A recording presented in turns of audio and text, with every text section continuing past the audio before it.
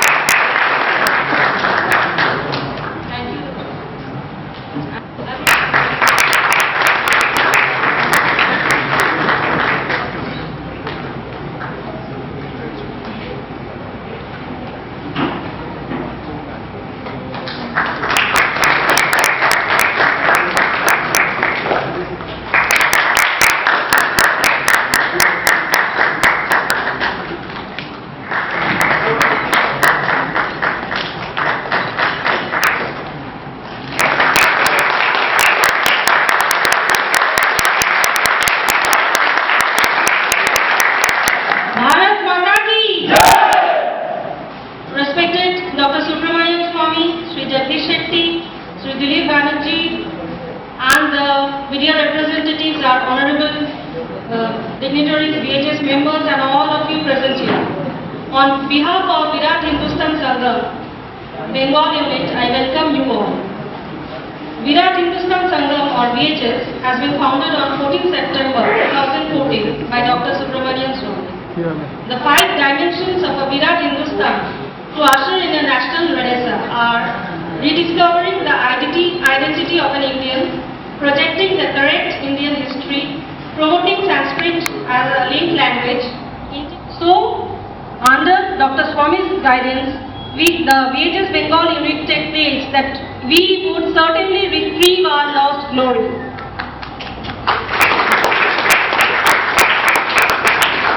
At the outset of our first Virat Hindustan Sangam Bengal meet, we would light the lamp and pray, let there be light moving the darkness. Tamaso Ma Jyotirgamaya.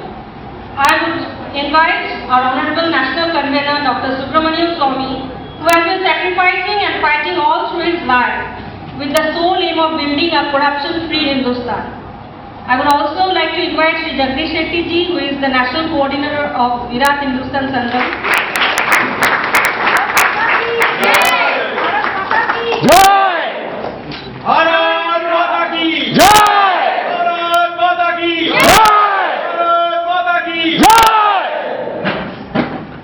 Jagdish Shetty,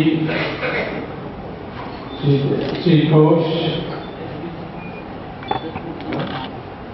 Dilip Banerjee, Hindustan Samachar, Dilip Ghosh, उपस्थित मेरे साथियों, आज मुझे बड़ा हर्ष हुआ है कि इतने कम समय में सुमिता बोस के वासु के नेतृत्व में आप लोग इतनी अच्छे तादाद में एकत्रित हुए हैं। मैं पहले क्षमा मांगता हूं कि कल मेरा प्रोग्राम बना हुआ था पहले से, लेकिन अशोक सिंघल ने मुझे आज कल दिल्ली में रहने के लिए कहा, और क्योंकि वो हमारे सबसे पूजनीय और वरिष्ठ नेता हैं, इस विश्व हिंदू परिषद के कार्यक्रम में जब उन्होंने आदेश दिया तो मैंने उसको स्वीकार किया, और प्रोफेसर बासु ने बड़े एक रचनात्मक भावना से कहा कि ठीक है, लेकिन हम इसको दोबारा रीएडजस्ट करके आज शाम को करेंगे। मुझे विश्वास नहीं था कि इतने शॉर्ट नोटिस में हो सकता है, परंतु तो आपकी उत्साह को देखकर मैं भी प्रभावित हूँ। विराट हिंदुस्तान संगम की गठन करने के पहले मैंने राष्ट्रीय स्वयंसेवक संघ के सरसंचालक माननीय पूजनीय श्री मोहन भागवत से मैंने उनको अवगत कराया क्या है हमारी उद्देश्य, और अशोक सिंघल से तो वैसे पहले से भी हमारी बातचीत चलती थी। आवश्यकता ये पड़ी कि मैंने देखा कि ट्विटर में मैंने 3 साल पहले शुरू की थी, और इतने जल्दी से 10 लाख से ज्यादा लोग इस ट्विटर में मेरे फॉलोअर हैं, और मेरे जो फॉलोअर्स थे सब असली फॉलोअर्स थे। कांग्रेस वालों तो मैंने देखा कि उदाहरण समय के मुख्यमंत्री राजस्थान के गहलोत के पास 30 लाख थे, उसमें 28 लाख जो थे वो टर्की से थे। मुझे समझ में नहीं आई कि टर्की से इनका फॉलोअर क्यों बनेंगे। पता लगा कि कंपनी है उसको पैसा देने से वो फॉलोअर बना के दे देते हैं। लेकिन मैंने अपने फॉलोअर्स से रोज मैं खुद ट्वीट करता हूँ। फेसबुक में मेरे मित्रों ने किया था, उस पर कई लोगों को जलन हुई, तो उसमें थोड़ी समस्या है, दोबारा उसको शुरू करेंगे जगदीश शेट्टी के मार्गदर्शन में। लेकिन इन लोगों के जो हमारे फॉलोअर्स थे, उनका मैंने 2-3 कॉन्फ्रेंसेस बुलाई थी पेट्रियाटिक ट्वीटर्स के नाम पर, और उसमें जिनको किसी की जरूरत नहीं है ऐसे अपना समय निकाल के ऐसे एक्टिविटीज में आने के लिए, वैसे कर्मठ और निष्ठावान लोग और पढ़े लिखे जिनका अपना बिजनेस है, अपने खर्चे पर और अपने व्यवस्था पर वो दूर दूर से आए। बेंगलोर में किया, मुंबई में किया, पटना में किया, और फिर दिल्ली में हमने 14 तारीख को बड़ा सम्मेलन किया। तो मांग थी कि हम हिंदुत्व की बात करते हैं, लेकिन जो परिभाषा है और जो उसकी जो स्कोप है, ये हमें ये पूरी समझ में नहीं आती। तो इसीलिए एक संगठन बननी चाहिए जिससे हमें ये पॉजिटिव मिल सके, और उस पर विचार स्पष्ट हो जाए कि हम जब कहते हैं कि हमारी अस्मिता ये है, तो अस्मिता कैसे ऐसा है? भारत एक अस्मिता है क्या? तो फिर हिंदुस्तान कैसे 2 हो सकते हैं, या उनमें फर्क है? इसी प्रकार से हम कहते हैं मंदिर बनना चाहिए राम जी का, लेकिन क्या लीगली बन सकती है, हमें संविधान के अनुसार बन सकती है? ये आम तौर पर चर्चा कहीं किसी फोरम में नहीं हो रही है, और इसीलिए ऐसा एक संगठन बनानी चाहिए जहां हमारे लोग हमें इस संगठन को एक जैसे ओपन एयर यूनिवर्सिटी कहते हैं वैसे चला करके लोगों को शिक्षा देनी चाहिए कि ये है इसका ये है मुद्दा, और इसका जो कंटेंट है, इसका जो भूमिका है वो ये है।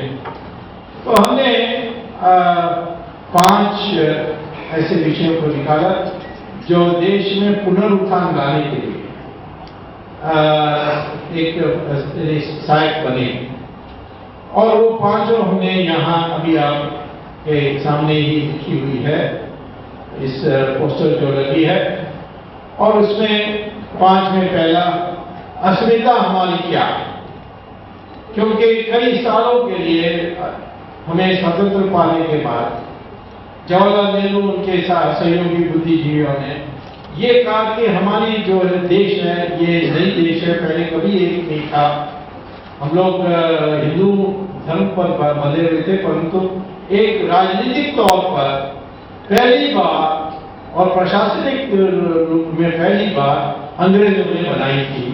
ये प्रचार होता था 1947 के बाद, लेकिन यह वास्तविकता नहीं है।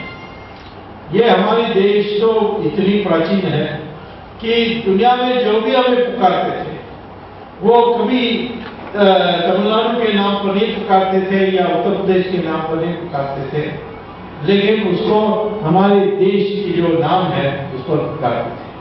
आज भी चाइना के ऑफिशियल पब्लिकेशन में हमें हमारे देश के नाम जब लेते हैं तो वो उसको इंदू चाइनीज में कहते हैं। इन माने हिंदू, फ नहीं है चाइनीज भाषा में, तो इसीलिए वो कहते हैं इन। इंदू गो माने राष्ट्र, तो हिंदू राष्ट्र हमें पुकारते हैं चाइना। तो मैं कभी कम्युनिस्टों को पूछता हूँ कि भाई तुम्हारी जो गुरु देश है वो हमें हिंदू राष्ट्र कहता है, हम कहते तो आपको क्यों बुरा लगता है। तो एक देश ऐसी है और उस हिमालय से हिंदू सागर तक है, और ये एक इसका विवरण हमारे इतिहास में आते रहा है। तो मैंने इस पर ट्विटर में भी मैंने बात चलाई और मैंने 3-4 पुस्तकें लिखी है इस विषय पर। और आखिर अभी मैंने एक पुस्तक लिखी है, विराट हिंदुस्तान आइडेंटिटी, मैंने विराट हिंदू अस्मिता, उसको अब हिंदी में भी कर रहे हैं, बंगाली में भी करेंगे, अन्य भाषाओं में भी इसकी ट्रांसलेशन चल रही है, वो आपको धीरे धीरे मिलने लगेगी।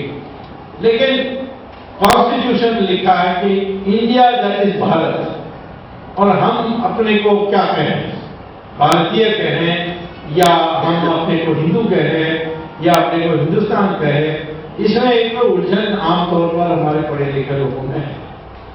उसको दूर करने के लिए हमने जो रिसर्च किया था, जो शोध किया था, जो अनुसंधान किया था, उससे ये बात निकली, भारत हमारे देश की गणराज्य के नाम है। राजा एक थे, राजा भारत, उन्होंने इस नाम को दिया था और उससे उनके नाम से ही हमारे देश पहचान में आई। एक गणराज्य के रूप में भारत का नाम दिया गया था। लेकिन गणराज्य में और अस्मिता में फर्क है। अमेरिका में वो कहते हैं कि हमारे देश के नाम अमेरिका है या यूनाइटेड स्टेट्स ऑफ अमेरिका है, लेकिन हमारी जो अस्मिता है, अमेरिकन क्या कहते हैं, उनके जो बुद्धिजीवी जो पुस्तकें लिखते हैं वो क्या कहते हैं, वो कहते हैं हमारी अस्मिता है white Anglo Saxon Protestant Christian English speaking person.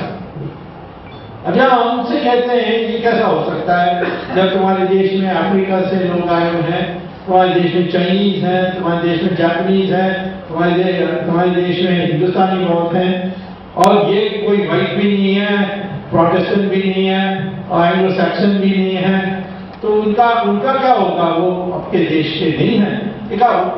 तो अमेरिकन बुद्धिजीवी मुझे समझाते हैं कि वो जो है वो अमेरिकन है, अमेरिकन सिटीजन है, एक नागरिक है अमेरिका के। लेकिन जो बनी देश, उसका पहचान इस बात पर बनी कि जो white Anglo Saxon Protestant Christian English speaking person, England से जो लोग पहले वोट में आए थे, उन्होंने ही अमेरिका की अस्मिता बनाई। इसी प्रकार से ब्रिटेन में वहां के प्रधानमंत्री कैमरॉन, उन्होंने एक बार BBC को इंटरव्यू में कहा, अभी 1 साल हुआ है, उन्होंने कहा कि हमारे इंग्लैंड जो है वो उसका पहचान है, उसका अस्मिता है, उसकी आइडेंटिटी है क्रिश्चियन नेशन।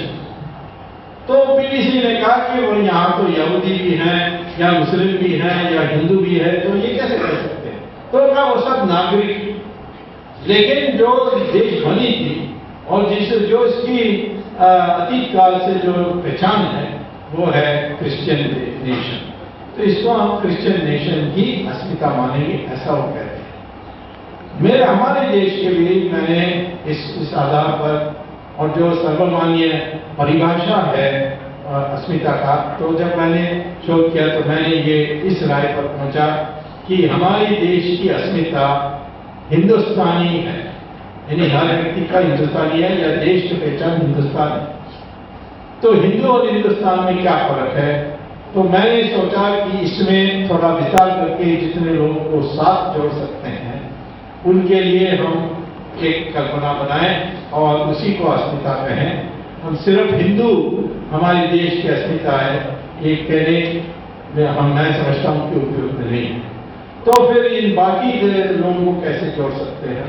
तो मैंने ये सुझाव दिया है और ये सारे अनेक ऋषि मुनियों हमारे देश के साधु सन्यासी लोगों ने इसको स्वीकार किया है कि हिंदुस्तानी माने हिंदू या जो गर्व से स्वीकार करने के लिए तैयार है कि मेरा पूर्वज हिंदू है।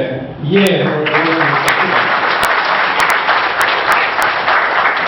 तो एक मुसलमान ये कहते हैं कि मेरा पूर्वज हिंदू है, तो फिर उसको हम हिंदुस्तानी मानेंगे। यदि उनका पूर्वज हिंदू नहीं है तो फिर कौन है? क्या मोहम्मद घोरी है, मोहम्मद गजनी है? तो फिर वो अपना देश में कैसा हो सकता है? हमने तो हिंदुस्तान का विभाजन भी इस आधार पर किया था कि जो मुसलमान, और ये ब्रिटिश हाउस ऑफ कॉमन्स की डिबेट में है, जो मुसलमान हिंदू के साथ रिश्ता नहीं रखने चाहता है, कोई रिश्ता ढूंढने नहीं चाहता है, उसके लिए हमें अलग देश बनानी है। ये ब्रिटेन में क्लेमेंट एटली प्राइम मिनिस्टर ने भाषण में कहा। तो बनी थी इस आधार पर कि जो हिंदू मुसलमान हमारे साथ कोई रिश्ता और नाता जोड़ने के लिए तैयार नहीं, उसके लिए अलग देश बनाया जाए। तो इसके माने जो बाकी हैं, जो रह गए, वो तो रिश्ता मानते हैं और वो रिश्ता एक ही हो सकती है, वो है उनके पूर्वज हिंदू है ये मानने का। मैंने विज्ञान को भी देखा, विज्ञान में कि क्या हिंदुस्तान के में रहने वाले मुसलमान, क्या उनका डीएनए हमारे हिंदू से अलग है? तो डीएनए तो आप जानते हैं थ्योरी ऑफ जेनेटिक्स में आजकल समुदाय का पहचान करनी है तो डीएनए का एनालिसिस करनी होती है। तो मैंने डीएनए का एनालिसिस मुसलमानों को देखा, journal of genetics Cambridge university में छपा है। उसके अनुसार हिंदुस्तान के सारे मुसलमान का डीएनए हिंदुओं के डीएनए जैसा ही है, बराबर। तो इसीलिए हमारे देश में ना कोई आर्यन है, ना कोई द्रविड़न है या अंग्रेजों ने बनाई, इसमें कोई औचित्य नहीं है। ना कोई उत्तर भारतीय है या दक्षिण भारतीय है या पश्चिमी है या पूर्वी है या बंगाली है, मद्रासी है, ये सब भाषा का है। लेकिन अस्मिता के दृष्टि से हमारे देश में हिंदू या जो आज हिंदू नहीं है परंतु उनका पूर्वज हिंदू है, उनको दोनों मिला करके हम हिंदुस्तानी कहना, ये हमारी अस्मिता है।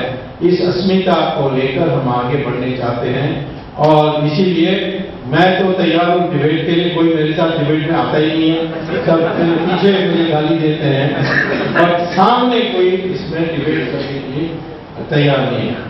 तो जब हम ये भी कहते हैं कि सब हिंदू हैं, उसका भी अर्थ यही है कि आज कई लोग हिंदू हैं, 80% हिंदू हैं और जो बाकी हैं वो हिंदू थे, माने उनके पूर्वज हिंदू रहे।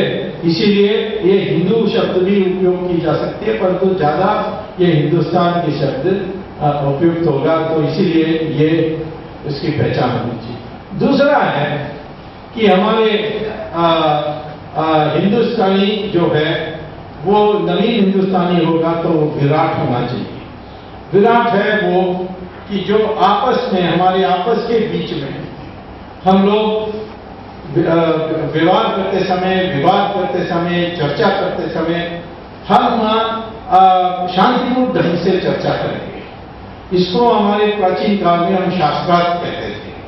तो शास्त्रार्थ माने मैं बहस करूं, आपसे बहस करूं, आप हार जाएंगे बहस में तो फिर मेरे पक्ष में हो जाएंगे, मेरे विचारों के हो जाएंगे। और ये शंकराचार्य आदि शंकर ने इसको पैदा किए थे जब उन्होंने देश भर में घूमकर बौद्ध धर्म को समाप्त किया था और सबको दोबारा हिंदू बनाया था इस रास्ते से की बातचीत करके।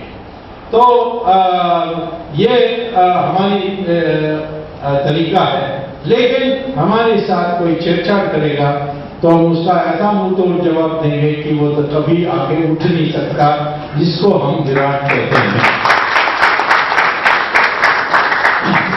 और विराट तभी होगा जब उसको पता होता है कि कब लड़ना है, कब बहस करना है।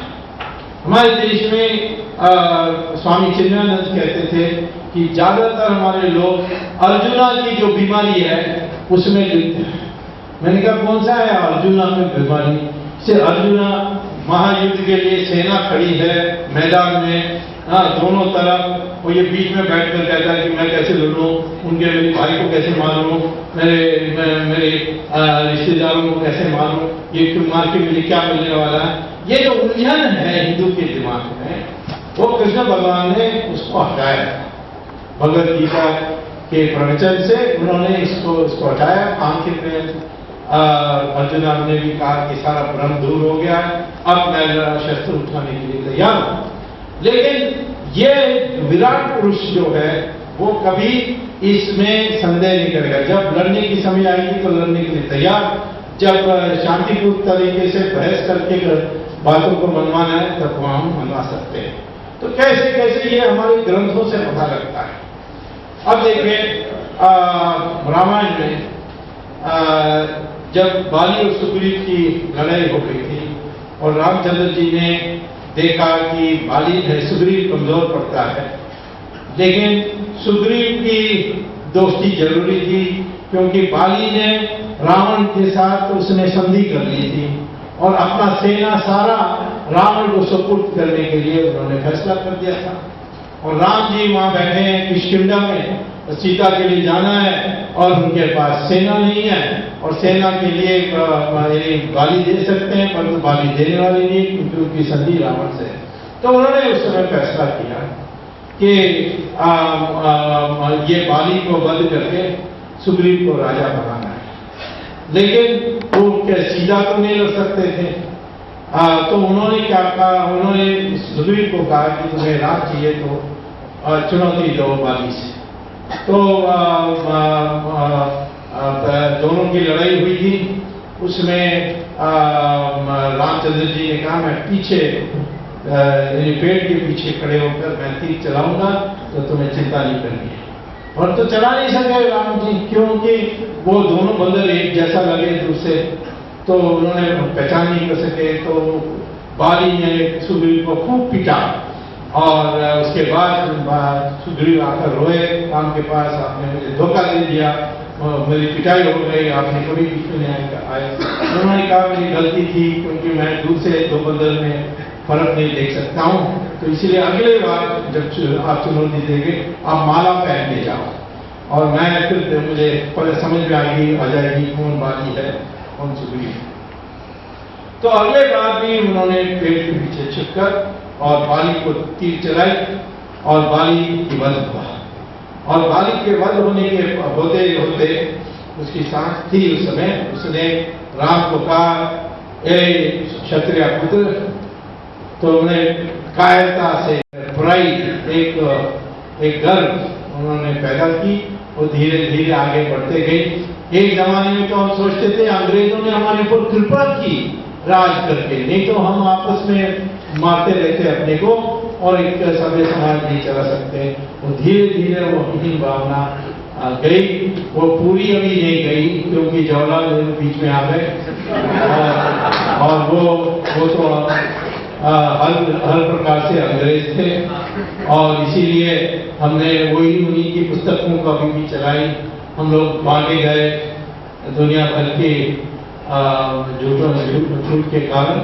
लेकिन अब हम लोगों को पता है कि हमारा इतिहास जो है ये गर्व करने की इतिहास है। एक बात मैं बता देता हूँ, जो आज तक एक जगह में, एक पुस्तक में भी है, इतिहास की पुस्तक में, मुझे कई बार यंग लोग जो हैं, युवा लोग हैं, वो मुझे कहते हैं कि आप कहते हैं हिंदू इतना बड़ा विराट होनी चाहिए, परंतु क्यों हम पिटते रहे? कोई भी आया यहाँ पीटा, लूटा, हमारी बेइज्जती की, हम इसको सहन करते रहे। ये जो इतिहास अंग्रेजों ने लिखकर हमारे देश में, हमारे लोगों में एक ही भावना पैदा की। लेकिन वास्तविकता क्या है? वास्तविकता मुसलमान खुद समझता है और अंग्रेज भी समझता है। और मैं बताना चाहता हूं कि इन दोनों के बाद, सही इतिहास लिखने के बाद, हम लोगों की दृष्टिकोण बिल्कुल साफ हो जाए। जब मैं हार्वर्ड यूनिवर्सिटी में पढ़ाता था, मेरा एक स्टूडेंट था, एक सऊदी अरेबिया का। उसने एक दिन मुझसे क्लास के बाद आकर कहा कि मैं एक सवाल पूछने चाहता हूं जो मेरे साथी लोग सऊदी अरेबिया में यूनिवर्सिटी में पूछने चाहते हैं। मैंने कहा क्या है सवाल? उन्होंने कहा कि आज के हिंदुस्तान 80% हिंदू कैसा है अभी तक? तो मैंने कहा बात तो तुम्हारी समझ में नहीं आई, क्यों? हम तो शुरू से थे, पहले तो 100% थे, फिर 80% हो गए। उन्होंने कहा नहीं, मुस्लिम का इतिहास है कि जहां जाकर देश में राज करते हैं तो उसको हम 15-20 साल के अंदर 100% मुसलमान देश बना देते हैं। मैंने कहा कैसा? उन्होंने कहा ऐसे ईरान में तो ज़ोरास्ट्रियंस होते थे, जो अग्नि पुजारी होते थे, वो हमारे से ही गए हुए लोग हैं। और वैसे भी रामायण में कैकेयी, आप जानते हैं कि ईरान से थी, और हमारे देश उस समय वहां तक फैली हुई थी। उसके बाद एक अलग से ज़ोरास्ट्रियन धर्म उत्पन्न हुआ, जैसे जैनिज्म उत्पन्न हुआ, बुद्धिज्म उत्पन्न हुआ, वहां ज़ोरास्ट्रियन उत्पन्न हुआ। उन्होंने वो राज चलाई, बड़े उन्होंने शानदार अपने देश को बनाई, जिसका नाम था पर्जिया। और मुसलमान आए, उसकी कब्जा की, मारकाट की, सब करने के बाद 15 साल में ईरान, पर्जिया को नाम भी बदल दिया ईरान, और उसको 100% मुसलमान देश बना दिया। बगल में इराक, जो आज की इराक है, वो 2 देश में था उस समय, मेसोपोटामिया और बेबीलोनिया, उसको भी उन्होंने कब्जा की और 17 साल में 100% मुसलमान बना ली। मारकाट, धर्म जबरदस्ती बदल के, ये सारी चीज करके उन्होंने 100% मुसलमान देश बना दिया। इजिप्ट को, जिसको हम प्राचीन काल में मिस्र कहते थे, इजिप्ट को उन्होंने कब्जा करके 21 साल में इजिप्ट के फेरोज ये सारे खत्म करके उन्होंने 100% मुसलमान देश बना दिया। क्रिश्चियन ने यूरोप जाकर के 50 साल में उसको 100% क्रिश्चियन बना दिया। तो ये सऊदी अरेबियन स्टूडेंट ने कहा कि हिंदुस्तान में 800 साल मुसलमान ने राज की, 200 साल क्रिश्चियन ने राज की, तब भी आप 80% हिंदू कैसे हैं? ये बड़े जब मैं अपने लोगों को ये बताता हूँ, स्टूडेंट्स को, वो भी कहते हैं कि हमें भी ये ख्याल नहीं आया, क्योंकि हमारे लोग लड़ते थे और ये लड़ाई हमारी इतिहास बुक में नहीं है। हर जगह में हम लड़ते थे, हर कोने में लड़ते थे। आपको पता होना चाहिए कि असम डायनेस्टी जो है, जो असम में, उन्होंने मुगल को आने नहीं दिया, और मुगल हिस्ट्री, मुगल जो इस्लामिक जो रूल है, ये सारा वहां वियतनाम तक पहुंच जाती यदि वहां उनको रोका नहीं गया होता। तो इसी प्रकार से विजयनगर एम्पायर